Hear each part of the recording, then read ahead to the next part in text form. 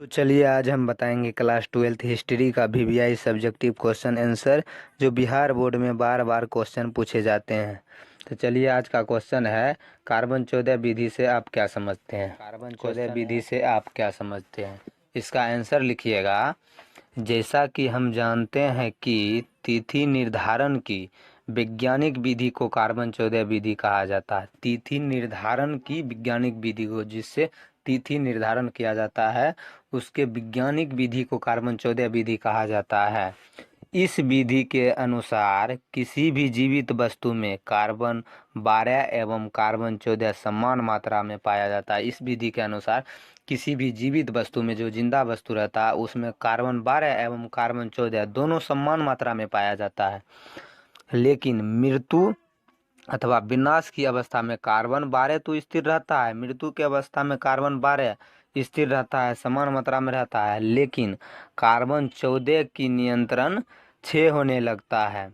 Carbon 14 की नियंत्रण 6 मतलब कार्बन 14 की मात्रा मृत्यु की अवस्था में घटने लगता है, कम होने लगता है। नियंत्रण लगातार जितना उम्र बीतेगा उतना कम होता जाएगा। अर्थात जिस पदार्थ में कार्बन 14 की मात्रा जितनी कम होगी वह उतना ही प्राचीनतम माना जाएगा। अर्थात जिस पदार्थ में कार्बन 14 की मात्रा जितनी कम होगी वह उतना ही पुराना माना जाएगा, और जितनी ज़्यादा होगा वह उतना ही नया माना जाएगा कार्बन 14 की विधि के अनुसार।